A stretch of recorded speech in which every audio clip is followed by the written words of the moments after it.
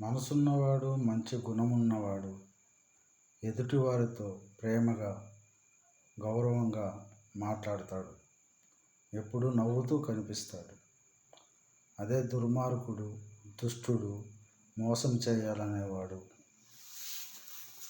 ఎప్పుడు మన వెనుక నక్కలా కుక్కలా తిరుగుతూ మనకే వెన్నుపోటు పొడుస్తాడు.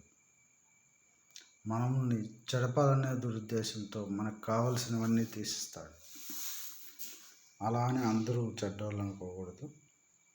అందులో కొందరు మంచోళ్ళు ఉంటారు. వాళ్ళు ఎట్లా ఉంటారంటే మనం మనం నడిచే నడకను మంచి దారిలోకి నడిపిస్తారు.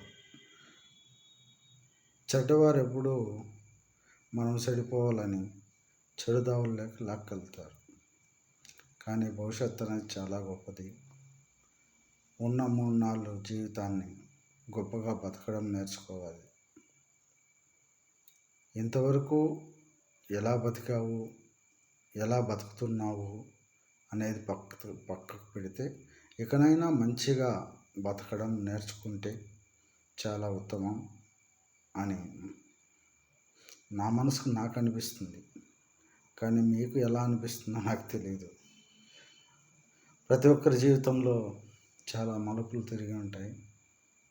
కానీ మనము అనుకోకుండా కొన్ని సంఘటనలు జరిగింటాయి. వాటిలో నిజమో తప్పో ఒప్పో తెలియదు. అలాంటి వాటికి మనం ఆకర్షితమై కొన్ని పొరపాట్ల వల్ల మన జీవితాలు కష్టాల్లోకి నెట్టబడి ఉంటుంది. కానీ ఇవన్నీ కూడా మనం చేతి నుండి చేస్తున్నాం అనేది కాదు.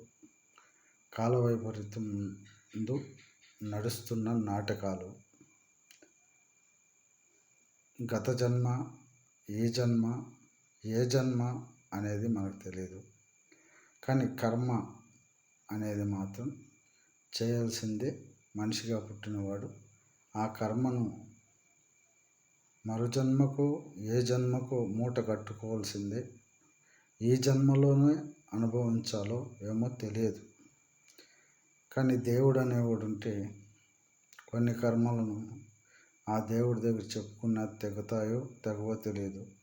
కొన్ని పుణ్యకార్యాలు చేయడం వల్ల మాత్రం తొలగించుకోవచ్చు. ఎలాంటివంటే మామూలుగా 10 మందికి అన్నదానం చేయడం, చేసిన తప్పులకు నీలో నువ్వే కుంగిపోవడం, క్షమాపణలు కోరడం, ఇలాంటివన్నీ దైవభక్తికి, నీలో ఆత్మశక్తికి సంకేతాలు. ఇది నిజం. ఇలా నడుచుకుంటే